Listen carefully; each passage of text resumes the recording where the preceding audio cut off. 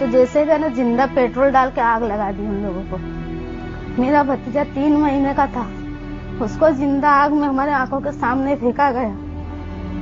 और मेरा भाई था, तलवार से उसकी गर्दन हमारी नजरों के सामने काट दी गई। हम बहुत रोए, चिल्लाए, बहुत हमने तो करे हमारे परिवार को जाने दो, हमको माफ कर दो, हमने गुनाह कोई नहीं किया, जिसने गुनाह किया उसको तुम मारो। ऐसा सर काट के हमारे कदमों के आगे पड़ा था मेरे भाई का।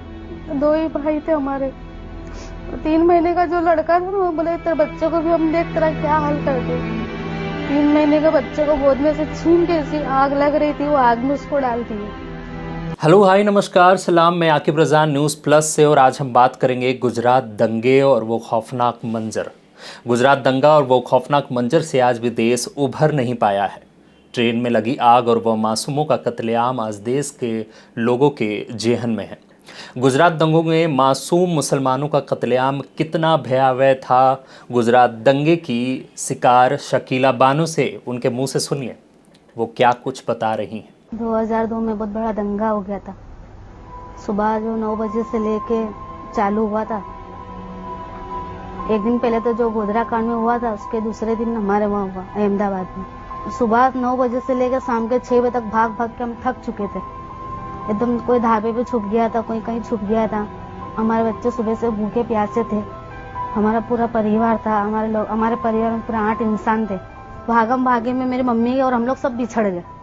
हम लोग इस साइड रह गए और मेरी मम्मी, मेरे भाभी, मेरे भाई, जो बच्चे 4 बच्चे थे, सब मेरी मम्मी उन लोग को उधर लेके चली गई। बहुत भीड़ थी उस टाइम, तो हम बिछड़ गए वहाँ पे। मेरा परिवार अलग हो गया, मेरी बहन का अलग हो गया और मेरी मम्मी लोग हमसे वहाँ बिछड़ गए।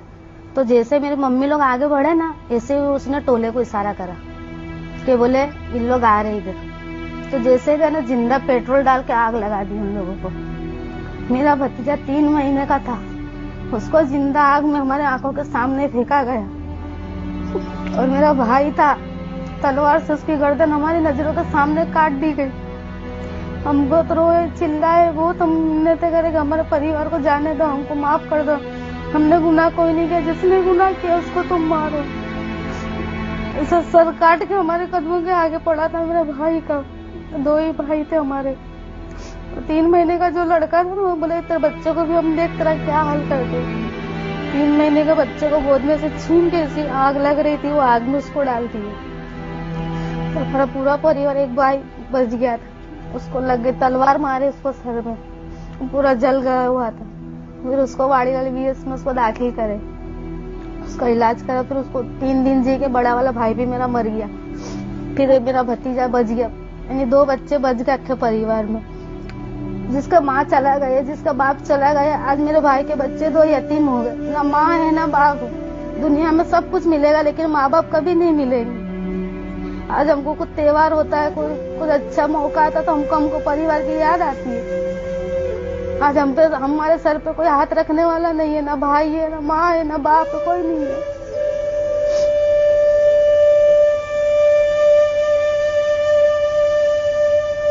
इस तरीके से जला दिए थे कि हमारे परिवार को देखो ना, जैसे लाश एकदम जला गए, जैसे कोलसे की तरह लाशों को कर दिए थे। इतनी लाशों का ढेर हो गया था। और उधर से कुआं है हमारी तरफ, वो कुएं से लाश भरा गई थी। काटते गए ना वो कुओं में डालते गए।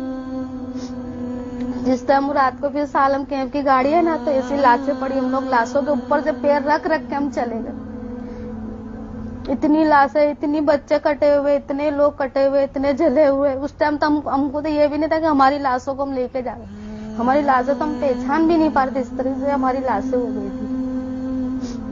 इतना हमारे साथ हुआ है तो हम कैसे भूलें। कोई किसी के घर का एक इंसान मरता है तो उसकी याद नहीं जाती जल्दी से, तो पूरा हमारा परिवार खत्म हो गया। हमारे परिवार में तो कोई बच्चा ही नहीं है, 2 बच्चों के सिवा।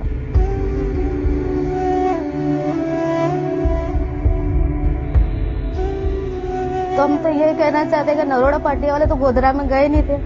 जिसने भी गुनाह किया उसको सजा दो ना, हमको क्यों सजा मिली। वो तो बेचारा नरोड़ा पार्टी में ऐसे थे, रोज लाके रोज खाने वाले इंसान भी, और कभी जिंदगी में ऐसी धमाल उन लोगों ने देखी नहीं थी। आज भी डर लगता है। डर तो लगता ना, ऐसा कुछ हो जाता है। अभी हम जो आरोपी का हम लोगों ने नाम लिखाए हैं, वहाँ दिन भर हमारा उनका सामना होता है। हमको तो यहाँ तक के बोलते हैं, हमको भी धमकी भी आती है कि बोले तुमने बहुत बताए ना हम लोगों को, बोले तुम देखो तुम्हारा हाल हम क्या करते हैं। पहले तो बोले हमने खुलेआम मारे, अभी तो तुमको जहाँ सो जाओगे तुमको वहीं खत्म कर देंगे। 10 साल हो गए आज तक हमको इंसाफ नहीं मिला। हम तो ये चाहते कि हमको इंसाफ मिले और जो हमारे मरे हैं ना वो उनकी रूहानी खुश हो जाए। कैसे पानी पानी करके दम तोड़, जो 12 साल की जो भतीजी थी मेरे भाई की लड़की जल गई थी, उसके बाद पानी पानी मांग रही थी, उसके मुंह में पेट्रोल डाल के डालते थे। इस तरीके से हमारे नजरों के सामने उन लोगों को मारा, काटा, जलाया।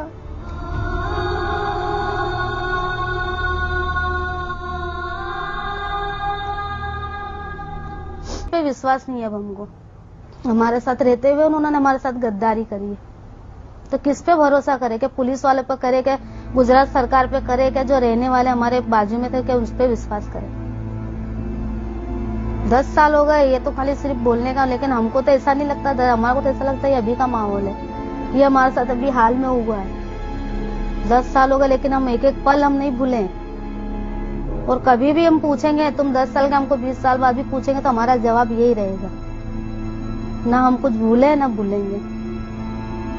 तो सुना आपने। अब आप सोच रहे होंगे कि 2002 में हुए मुसलमानों के नरसंहार की बात मैं अब क्यों कर रहा हूँ।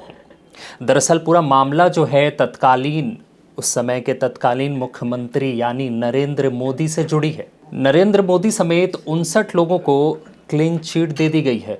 गुजरात दंगे में मरने वाले लोगों की संख्या में उस समय के मास्टरमाइंड यानी बताए जा रहे आरोपी को 59 लोगों को क्लीन चिट मिल गई है। उस पर जकिया जाफरी ने दोबारा याचिका हायर की थी। सुप्रीम कोर्ट ने शुक्रवार को जकिया जाफरी की याचिका को खारिज कर दिया। इस याचिका में 2002 के गुजरात दंगे के मामले में तत्कालीन मुख्यमंत्री यानी नरेंद्र मोदी समेत 59 लोगों को एसआईटी से मिली क्लीन चिट को चुनौती दी गई थी। जस्टिस AM खानविलकर को की अध्यक्षता वाली पीठ ने ये फैसला सुनाया है। गुजरात दंगों की जांच के लिए गठित विशेष जांच दल ने तत्कालीन मुख्यमंत्री को क्लीन चिट दे दी थी। जकिया जाफरी ने सुप्रीम कोर्ट में बीते 9 दिसंबर 2021 को याचिका दाखिल की थी। जकिया कांग्रेस के पूर्व सांसद एहसान जाकरी की पत्नी है। सबूतों के अलावा मिली थी क्लीन चिट। सबूत अभाव क्यों हुए ये आप रूबरू होंगे। विशेष जांच दल SIT ने 8 फरवरी 2012 को मामला बंद करने के लिए रिपोर्ट दाखिल की थी। SIT ने अपनी रिपोर्ट में नरेंद्र मोदी समेत 59 लोगों को क्लीन चिट देते हुए कहा था कि उनके खिलाफ मुकदमा चलाने योग्य कोई साक्ष्य नहीं है, कोई सबूत नहीं है। इसके साथ ही निचली अदालत ने भी SIT की रिपोर्ट के आधार पर उनको क्लीन चिट दे दी थी। इस पूरे मामले में हमने आपको बताया, रोशनी डाली इस मामले का क्या कुछ खुलासा जो है आज तक देश उभर नहीं पाया है। जकिया जाफरी अपने याचिका के अभाव से वो ये साबित करना चाहती है, बताना चाहती है देश को कि क्या कुछ उस समय जो है हुआ था। मुझे दीजिए इजाज़त। मैं आकी प्रजा न्यूज़ प्लस से। अगर आप हमारे वीडियो को फेसबुक पर देख रहे हैं तो लाइक कर ले, हमारे पेज को कमेंट करना ना भूले। अगर आप हमारे वीडियो को यूट्यूब पर देख रहे हैं तो सब्सक्राइब कर ले, बेल आइकन दबा दें।